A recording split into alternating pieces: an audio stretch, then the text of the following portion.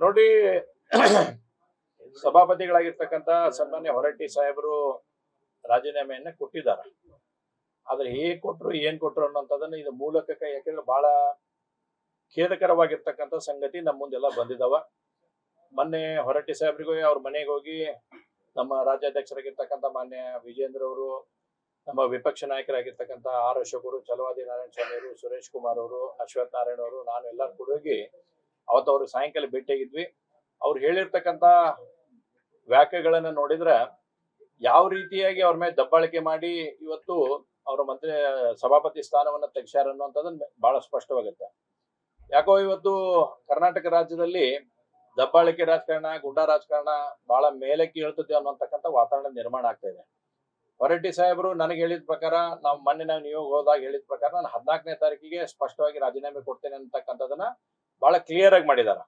ಅವತ್ತವ್ರು ಬೆಳಿಗ್ಗೆನೂ ಸನ್ಮಾನ್ಯ ಮುಖ್ಯಮಂತ್ರಿಗಳ ಮನೆಗೆ ಹೋಗಿ ಹೇಳಿದ ಮೇಲೂ ಕೂಡ ಯಾಕಷ್ಟು ವತಾವತಿ ಮಾಡಿ ಅವರ ಚೇಂಬರ್ ನಲ್ಲಿ ಬಂದು ಮುಖ್ಯಮಂತ್ರಿಗಳು, ಕಾಂಗ್ರೆಸ್ ಪಕ್ಷದ ಅಧ್ಯಕ್ಷರು ಕುತ್ಕೊಂಡು ಸುಮಾರು 2-2.5 ಗಂಟೆಗಳ ಕಾಲ ಅಲ್ಲೇ ಕುತ್ಕೊಂಡು ಅಲ್ಲೇ ಲೆಟರ್ ಹೆಡ್ ತಗೊಂಡು ಅಲ್ಲೇ ಟೈಪ್ ಮಾಡಿಸಿ ಅಲ್ಲೇ ಸಹಿ ಮಾಡ್ರಿ ಅಂತ ಹೇಳಿದ್ದನ್ನು ನೋಡಿದ್ರೆ ಯಾವ ರೀತಿಯಾಗಿರ್ತಕ್ಕಂಥ ದಬ್ಬಾಳಿಕೆಯನ್ನು ಮಾಡಿ ಅವ್ರು ಮಾಡ್ಸ್ಯಾರ ಅನ್ನುವಂಥದ್ದು ಗೊತ್ತಾಗುತ್ತೆ. ಸನ್ಮಾನ್ಯ ಹೊರಟ್ಟಿ ಸಾಹೇಬರು ಇಷ್ಟು ಘಾಸಿಯಾಗಿದ್ರು ಅಂತಂದ್ರೆ ಅವತ್ತ ಮಾತಾಡಕ್ ಆಗ್ಲಾರ್ದಂತ ಪರಿಸ್ಥಿತಿಯಲ್ಲಿ ಹೊರಟ್ಟಿ ಅವರು ಇದ್ರು. ಅಂದ್ರೆ ಈ ರೀತಿಯಾಗಿರ್ತಕ್ಕಂಥ ದಬ್ಬಾಳಿಕೆಯನ್ನ ಮಾಡುವಂತದ್ದಾಗೈತೆ. ಇದಕ್ಕೆ ಬಹಳ ಅಕ್ಷಮ್ಯ ಅಪರಾಧವನ್ನ ಕಾಂಗ್ರೆಸ್ ಸರ್ಕಾರ ಮಾಡೈತಿ, ಕಾಂಗ್ರೆಸ್ ನಾಯಕರು ಮಾಡಿದಾರ. 20-25 ಜನ ಹೋಗಿ MLC-ಗಳು ಕುತ್ಕೊಂಡು ಅವ್ರ ಮೇಲೆ ಒಂಥರ ನಮ್ಮ ಆಡು ಭಾಷೆ ಒಳಗೆ ತಲೆ ಮೇಲೆ ಗನ್ ಇಟ್ಟು ಮಾಡಿಸಿದ್ರು ಅಂದ ಆ ರೀತಿ ಮಾಡುವಂತದನ್ನ ಮಾಡಿದಾರೆ. ಇದ್ರಲ್ಲಿಂದ ಏನ್ ಸಾಧಿಸ್ತಾರ ಗೊತ್ತಿಲ್ಲ. ಅವ್ರು ಸ್ಪಷ್ಟ ಹೇಳ್ಯಾರ 14ನೇ ತಾರೀಕಿಗೆ ನಾ ರೆಸಿಗ್ನೇಷನ್ ಕೊಡ್ತೇನೆ ಅಂತ ಹೇಳಿದ್ಮೇಲೂ ಕೂಡ ಎಲ್ಲರಿಗೂ ಒಂದು ಧನ್ಯವಾದ ಹೇಳಿ ನಾ ರಾಜೀನಾಮೆ ಕೊಡ್ತೇನೆ ಅಂದ್ರೂ ಕೂಡ ಈ ರೀತಿ ಮಾಡಿದ್ದು ಅಕ್ಷಮ್ಯ ಅಪರಾಧ ಇವತ್ತು. ನೋಡಿ, ಅವರು ಗವರ್ನರ್ಗೆ ಈಗಾಗಲೇ ಪತ್ರವನ್ನು ಕೂಡ ಸನ್ಮಾನ್ಯ ಹೊರಟ್ಟಿ ಸಾಹೇಬರು ಬರೆದಿದ್ದಾರ. ನಿನ್ನೆ ದಿವಸ ನಮ್ಮ ವಿಪಕ್ಷ ನಾಯಕರಾಗಿರ್ತಕ್ಕಂಥ ಛಲವಾದಿ ನಾರಾಯಣ ಸ್ವಾಮಿ ಅವರು ಆದಿಯಾಗಿ ಮಾನ್ಯ ಘನವತ್ತ ರಾಜ್ಯಪಾಲರನ್ನು ಹೋಗಿ ಅವ್ರು ಭೇಟಿಯಾಗಿ ಇದ್ರ ಬಗ್ಗೆ ಮನವಿಯನ್ನು ಕೂಡ ನಾವು ಮಾಡಿದ್ದೇವೆ. ಹೊರಟ್ಟಿ ಅವ್ರನ್ನ ದಬ್ಬಾಳಿಕೆ ಮಾಡಿ ತಿಳಿಸ್ತಕ್ಕಂಥ ಪ್ರಯತ್ನವನ್ನು ಮಾಡಿದ್ದಾರೆ ಅಂತಕ್ಕಂಥ ದೂರನ್ನು ಕೂಡ ನಾವು ಕೊಡುವಂತದ್ದಾಗಿದೆ.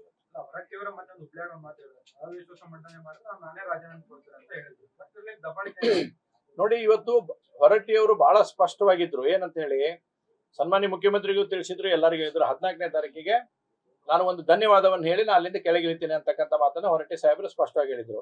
ಅಷ್ಟು ಹೇಳಿದ್ಮೇಲೂ ಇವತ್ತು ಈ ಕಾಂಗ್ರೆಸ್ನವ್ರಿಗೆ ಯಾಕೆ ಅಂತ ಅನ್ನಿಸ್ತು ಗೊತ್ತಿಲ್ಲ. ಸನ್ಮಾನ್ಯ ಮುಖ್ಯಮಂತ್ರಿಗಳಾಗ್ಲಿ, ಕಾಂಗ್ರೆಸ್ ಪಕ್ಷದ ಅಧ್ಯಕ್ಷರಾಗ್ಲಿ ಎಲ್ಲರೂ ಹೋಗಿ ಸುಮಾರು 20-25 ಜನ ಹೋಗಿ ಅಲ್ಲಿ ಆ ಪ್ರಮಾಣದಾಗ ಅವ್ರ ಮೇಲೆ ದಬ್ಬಾಳಿಕೆ ಮಾಡಿ ಸಹಿ ಮಾಡಿಸ್ಕೊಳ್ಳೋದು ಏನಿತ್ತು ಇನ್ನೂವರೆಗೆ ಅರ್ಥ ಆಗ್ತಾ ಇಲ್ಲ.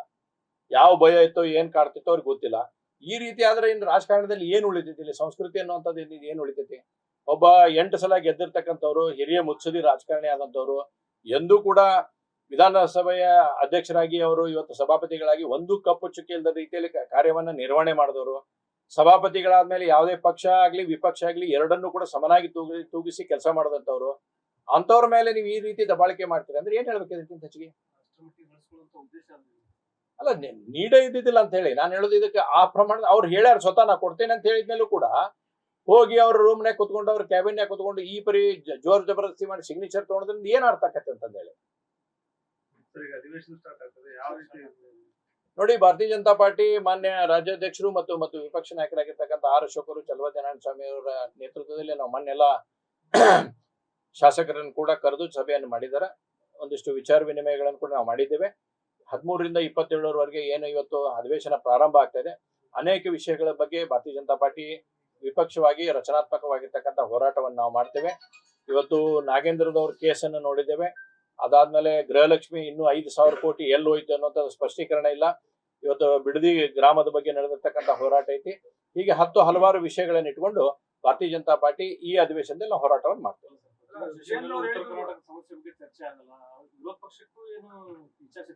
ನೋಡಿ, ಒಂದು ಉತ್ತರ ಕರ್ನಾಟಕದ ಚರ್ಚೆಗೋಸ್ಕರ ನಾವು ಪ್ರತಿ ಸಲ ಚಳಿಗಾಲ ಅಧಿವೇಶನ ಏನು ಬೆಳಗಾವದಲ್ಲಿ ನಡೀತಿತ್ತು ಅಲ್ಲಿ ಸಾಕಷ್ಟು ಸಮಯವನ್ನು ಕೊಟ್ಟಿದ್ರು. ಆದ್ರೆ ಕಳೆದ 10 ಅಧಿವೇಶನದಲ್ಲಿ ಕೂಡ ನನ್ನ ಹಿಡ್ಕೊಂಡು ಅನೇಕ ಉತ್ತರ ಕರ್ನಾಟಕ ಭಾಗದಿಂದ ಬಂದಿರತಕ್ಕಂಥ ಜನಪ್ರತಿನಿಧಿಗಳು ನಾವೆಲ್ಲರೂ ಮಾತಾಡಿದ್ದೇವೆ. ಆದ್ರೆ ಇವತ್ತು ಈ ಸರ್ಕಾರದಲ್ಲಿ ಯಾವುದೇ ರೀತಿಯಾಗಿರ್ತಕ್ಕಂಥ ಇಚ್ಛಾಶಕ್ತಿ ಇಲ್ಲ. ಬಹಳ ಸ್ಪಷ್ಟವಾಗಿ ಹೇಳಕ್ಕೆ ಇಚ್ಛೆ ಪಡ್ತೇನೆ ನಾನು. ಈ ಸರ್ಕಾರಕ್ಕೆ ಉತ್ತರ ಕರ್ನಾಟಕ ಭಾಗವನ್ನ ಮುಂದೆ ತರಬೇಕು, ಉತ್ತರ ಕರ್ನಾಟಕದಲ್ಲಿ ಡೆವಲಪ್ಮೆಂಟ್ ಆಗಬೇಕು, ಉತ್ತರ ಕರ್ನಾಟಕ ಭಾಗಕ್ಕೆ ನೀರಾವರಿ ಯೋಜನೆಗಳಿಂದ ಹಿಡಿದು ಇನ್ನಿತರ ಯೋಜನೆಗಳನ್ನ ಮಾಡಬೇಕು ಅನ್ನೋಂಥದ ಯಾವುದೇ ಸ್ಪಷ್ಟವಾಗಿರ್ತಕ್ಕಂಥ ನಿಲುವಿಲ್ಲ. ಫಾರ್ ಎಕ್ಸಾಂಪಲ್, ನಾನು FMCG ಕ್ಲಸ್ಟರ್ ಬಗ್ಗೆ ಹೇಳಿದ್ವಿ. ಇವತ್ತ ವಿದ್ಯಾರ್ಥಿಗಳಿಗೆ ನೌಕರಿ ಇಲ್ಲ ಅನ್ನುವಂಥದ್ದು ಒಂದ್ ಕಡೆ ದೊಡ್ಡ ಪ್ರಮಾಣದಲ್ಲಿ ಆಗ್ತಾ ಇದೆ. ಇವತ್ತು ವಿದ್ಯಾರ್ಥಿಗಳು ಹೋರಾಟ ಮಾಡ್ತಾ ಇದ್ದಾರೆ. ಅಂತ ಸಂದರ್ಭದಲ್ಲಿ ಕೂಡ FMCG ಕ್ಲಸ್ಟರ್ ಅನ್ನ ಸರಿಯಾಗಿ ನಾವು ನಿರ್ವಹಣೆ ಮಾಡಿ ಅದನ್ನ ಉತ್ತೇಜನ ಮಾಡಿ ನಾವು ಇಲ್ಲಿ ಕೊಟ್ಟಿದ್ವಿ ಅಂತಂದ್ರೆ ಒಂದು ಒಳ್ಳೆ ರೀತಿಯಾಗಿರ್ತಕ್ಕಂಥ ಡೆವಲಪ್ಮೆಂಟ್ ಆಗ್ತಕ್ಕಂಥ ಸನ್ನಿವೇಶ ನಮಗಿತ್ತು. ನಾನು 2ನೇ 3ನೇ ಅಧಿವೇಶನದಾಗ ವಿತ್ ಆನ್ ಡಾಕ್ಯುಮೆಂಟ್ಸ್ ಮಾತಾಡಿದ್ದೆ. ಅಸ್ಸಾಂದಲ್ಲಿ ಈಗ FMCG ಕ್ಲಸ್ಟರ್ ಇದೆ, ಅದು 2028ಕ್ಕೆ ಮುಗಿದೋಗುತ್ತೆ. ಅಂದ್ರೆ ಏನೋ ಅಗ್ರಿಮೆಂಟ್ ಅನ್ನುವಂಥದ್ದಿತ್ತು, ಅದು 2028ಕ್ಕೆ ಮುಗಿದೋಗುತ್ತೆ. ಅಲ್ಲಿರ್ತಕ್ಕಂಥ FMCGಗಳು ಇನ್ನು ಬೇರೆ ರಾಜ್ಯಕ್ಕೆ ಶಿಫ್ಟ್ ಆಗುವಂತ ಬಹಳಷ್ಟು ಸಾಧ್ಯತೆಗಳಿದ್ದಾವೆ. ಹೀಗಾಗಿ ನಮ್ಮ ಸರ್ಕಾರ, ನಮ್ಮ ಇಲ್ಲಿಯ ಮಂತ್ರಿಗಳು ಅದ್ರ ಬಗ್ಗೆ ಒಂದು ಉತ್ಸುಕತೆಯನ್ನು ತೋರಿಸಿ ಅವ್ರ ಜೊತೆ ಹೋಗಿ ಮಾತಾಡಿ ಅಲ್ಲಿರ್ತಕ್ಕಂಥ FMCG ಕ್ಲಸ್ಟರ್ ಕಂಪ್ನಿಗಳ ಜೊತೆ ಒಂದು 10 ಕಂಪ್ನಿ ಮಾತಾಡಿ ನಾವಿಲ್ಲಿ ಧಾರವಾಡ FMCG ಕ್ಲಸ್ಟರ್ಗೆ ಏನಾದ್ರು ತಗೊಂಡ್ಬಂದೇವೆ ಅಂತಂದ್ರೆ ಸಾವಿರಾರು ಸಂಖ್ಯೆಯಲ್ಲಿ ವಿದ್ಯಾರ್ಥಿಗಳಿಗೆ ಇವತ್ತು ನೌಕರಿ ಸಿಕ್ತಂತದ್ದಾಗತ್ತೆ. ಮತ್ತು ಬೈ ಪ್ರಾಡಕ್ಟ್ ಗಳನ್ನ ಮಾಡ್ಲಿಕ್ಕೆ ಸಾಕಷ್ಟು ಸೆಮಿ ಇಂಡಸ್ಟ್ರಿ SMSE ಇಂಡಸ್ಟ್ರಿಗಳನ್ನು ಡೆವಲಪ್ಮೆಂಟ್ ಮಾಡ್ಲಿಕ್ಕಾಗತ್ತೆ. ಈ ರೀತಿ ಕಾರ್ಯಗಳನ್ನು ಮಾಡಕ ಸರ್ಕಾರಕ್ಕೆ ಒಂದು ಇಚ್ಛಾಶಕ್ತಿ ಇರಬೇಕು. ಇಚ್ಛಾಶಕ್ತಿ ಇಲ್ಲ ಅಂತಂದ್ರೆ ಏನು ಮಾಡಕ್ ಸಾಧ್ಯ ಆಗಲ್ಲ ಅನ್ನೋಂಥದ್ದು ಈ ಸರ್ಕಾರದಲ್ಲಿ ಆಗ್ತಾ ಇದೆ. ಆದ್ರೆ ದುರ್ದೈವದ ಸಂಗತಿ ಇವತ್ತ ಈ ಸರ್ಕಾರದಲ್ಲಿ ಡೆವಲಪ್ಮೆಂಟ್ ಮಾಡಕ್ ದುಡ್ಡು ಇಲ್ಲ, ಡೆವಲಪ್ಮೆಂಟ್ ಮಾಡಕ್ ಆಗ್ಲಾರ್ದಂತ ಪರಿಸ್ಥಿತಿ ಐತಿ. ಮಾತೆತ್ತಿದ್ರೆ ನಾವು ಗ್ಯಾರಂಟಿ ಅಂತಂದು ಹೇಳುವಂತದ್ದಾಗತ್ತೆ. ನಾವು ಗ್ಯಾರಂಟಿ ವಿರೋಧಿಲ್ಲ, ಆದ್ರೆ ಈಗ ಆ ಗ್ಯಾರಂಟಿ ಒಳಗೂ ಕೂಡ ಹೊಡೆದಿದ್ದನ್ನು ನಾವು ನೋಡಿದ್ದೇವೆ ಸ್ಪಷ್ಟವಾಗಿ. ಇವತ್ತು ಗೃಹಲಕ್ಷ್ಮಿ ಯೋಜನೆಯಲ್ಲಿ 2 ತಿಂಗಳದ್ದು 5,000 ಕೋಟಿ ಎಲ್ಲಿ ಹೋತು ಗೊತ್ತಿಲ್ಲ. 2025 ಜನವರಿ ತಿಂಗಳ ಅನ್ನಭಾಗ್ಯದ 627 ಕೋಟಿ ಎಲ್ಲಿ ಹೋತು ಗೊತ್ತಿಲ್ಲ. ಇವು ಎಲ್ಲಿ ಹೊಂಟಾವ್ ಹೆಂಗ್ ಹೊಂಟಾವ್ ಅನ್ನೋಂತ ನೋಡ್ಲಿಲ್ಲ. ಬಹುಶಃ ನಾವು ನೋಡ್ಲಿಲ್ಲ ವರ್ಷ ಹಿಂಗ್ ಒಂದ್ 2 ತಿಂಗಳು ಹೊಡಿತಿದ್ರೆ ಏನೋ ಗೊತ್ತಿಲ್ಲ ನಮ್ಗೆ ಹೊಳ್ಳಿ ವಾಪಸ್ ಇದ್ನ. ಹೀಗಾಗಿ ಗ್ಯಾರಂಟಿ ಹೆಸರು ಮೇಲೆ ಹೇಳಕತ್ತಾರ. ಇವತ್ತು ಗ್ಯಾರಂಟಿ ನಾವು ಇದನ್ನೆಲ್ಲ ಪ್ರಶ್ನೆ ಕೇಳಿದ್ವಿ, ಕೋರ್ಟಿಗೂ ಕೂಡ ಇದ್ರದ್ದು ಗೃಹಲಕ್ಷ್ಮಿಗೆ ಹೋದ್ಮೇಲೆ ಇಲ್ಲ ನಾವು ರಿಫಾರ್ಮ್ ಮಾಡ್ತೀವಿ ಅಂತ ಹೇಳಿದ್ರಿ. ಯಾಕೆ ರಿಫಾರ್ಮ್ ಅಂದ್ರೆ ಹಿಂದಾಗಿದ್ದನ್ನೆಲ್ಲ ಮುಚ್ಚಾಕಷ್ಟ ರಿಫಾರ್ಮ್ ಇದೆ. ಇವತ್ತೇನು 5,000 ಕೋಟಿ ಗಫಲ ಆಗಿತ್ತು, ಅದನ್ನ ಮುಚ್ಚ ಹಾಕಕ್ಕೆ ಇವತ್ತು ರಿಫಾರ್ಮ್ ಇದೆ ಹೊಸದಾಗಿ. ಏನು ಬೇರೆ ಏನಿಲ್ಲ ರಿಫಾರ್ಮ್ ಅನ್ನುವಂಥದ್ದನ್ನ ಅದನ್ನ ಮುಚ್ಚಬೇಕು. ನಾವು ನಾಳೆಯಿಂದ ಹೊಸ ಬಿಡುಗಡೆ ಮಾಡ್ತೀವಿ ಅಂತ ಹೇಳ್ತಾರೆ ಮುಖ್ಯಮಂತ್ರಿಗಳು. ಈ ಸಲ ಬಂತಂದ್ರೆ ನಾವೆಲ್ಲ ಅದನ್ನ ನೋಡಕತ್ತೀವಿ, ಚೆಕ್ ಮಾಡಕತ್ತೀವಿ. ನಾಳಿಂದ ನಾವು ಹೊಸ ರೀತಿಯಲ್ಲಿ ಇದನ್ನ ಬಿಡುಗಡೆ ಮಾಡ್ತೀವಿ. ಅಂದ್ರೆ ಹಳೇದೇನಾಯ್ತು ಅಂದ್ರೆ ಹಳೇದು ಮುಚ್ಚಿದ್ವಿ ಅಂತೇಳಿ ಸಮಾಧಿ ಮಾಡಿದ್ವಿ ಅಂತಂದಂಗ. ಇನ್ನೂವರೆಗೂ ಫೈನಾನ್ಸ್ನವ್ರು ಹೇಳ್ತಲ್ಲ 5,000 ಕೋಟಿ ಎಲ್ಲಿ ಹೋಯ್ತು ಅಂತೇಳಿ. ಮಂತ್ರಿಗಳು ಹಿಂದೋಯ್ತವ್ರು ಅವರು ಹೇಳಿಲ್ಲ.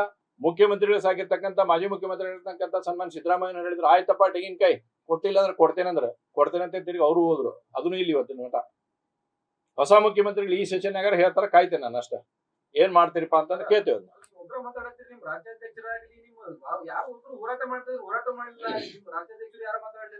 ನೋಡಿ, ನಮ್ಮ ಪಕ್ಷದ ಎಲ್ಲ ಹಿರಿಯರು ಇದ್ರ ಬಗ್ಗೆ ಮಾತಾಡಿದಾರ. ಅದ್ರೊಳಗೆ ಯಾವುದೇ ರೀತಿಯಾದಂತ ಸೆಕೆಂಡ್ ಒಪಿನಿಯನ್ ಇಲ್ಲ. ರಾಜ್ಯಾಧ್ಯಕ್ಷರು ಮಾತಾಡ್ಯಾರ, ವಿರೋಧ ಪಕ್ಷ ನಾಯಕರು ಮಾತಾಡ್ಯಾರ, ನಮ್ ಸುನೀಲ್ ಕುಮಾರ್ ಅವರು ಮಾತಾಡಿದಾರ. ತಗೊಂಡೇವಿ, ಟೈಮ್ ಐತಿ ಇನ್ನು ಸಾಕಷ್ಟು. ಅದಕ್ಕೆ ಅವ್ರು ಏನೇನ್ ಮಾಡ್ತಾರೆ ಯೋಚನೆ ಮಾಡತ್ತೀವಿ, ಅದನ್ನ ನೋಡ್ಕೊಂಡು ತಗೊಂತೀವಿ. ಈಗ ನಮ್ಗೆ ಗೊತ್ತಿತ್ತು, ನಾವು ಹೋರಾಟ ಪ್ರಾರಂಭ ಮಾಡಿದ್ವಿ. ಈಗ ಏನ್ ಮಾಡಿದ್ರಿ? ಈಗ ಅದನ್ನ ನಾವು ಗೃಹಲಕ್ಷ್ಮಿ ರಿಫಾರ್ಮ್ ಮಾಡ್ತೀವಿ, ಗೃಹ ಜ್ಯೋತಿ ರಿಫಾರ್ಮ್ ಮಾಡ್ತೀವಿ. ಆತರೇನಲ್ಲ, ನಾವೆಲ್ಲರೂ ಕೂಡ ಪಾರ್ಟಿ ಒಟ್ಟಾಗಿ ಒಂದಾಗಿ ಮಾಡುವಂತದೈತಿ. ಇದು ಯಾರ್ದೋ ಕ್ರೆಡಿಟ್ ನನಗಲ್ಲ, ಇದು ಬಿಜೆಪಿ ಕ್ರೆಡಿಟ್. ಮಹೇಶ್ ತೆಂಗಿನಕಾಯಿ ಕ್ರೆಡಿಟ್ ಏನೂ ಇಲ್ಲ, ಇದು ಭಾರತೀಯ ಜನತಾ ಪಾರ್ಟಿ ಕ್ರೆಡಿಟ್. ಅಲ್ಲ, ಏಕಪಕ್ಷ ಅಂತಿಲ್ಲ, ಎಲ್ಲರೂ ಕೂಡ ನಾವು ಮಾಡಕತ್ತೀವಿ. ಅದ್ರೊಳಗೆ ಯಾವುದೇ ರೀತಿಯಾದಂತಹ ಭಿನ್ನಾಭಿಪ್ರಾಯ ಆಗ್ಲಿ ಇನ್ನೊಂದು ಮತ್ತೊಂದಿಲ್ಲ. ಅಷ್ಟರು ಕೂಡ ಈ ಬರ್ತಕ್ಕಂಥ 13ರಿಂದ ನಡೀತಕ್ಕಂಥ ಸದನದಲ್ಲಿ ಎಲ್ಲರೂ ಕೂಡ ಹೋರಾಟ ಮಾಡ್ತೇವೆ.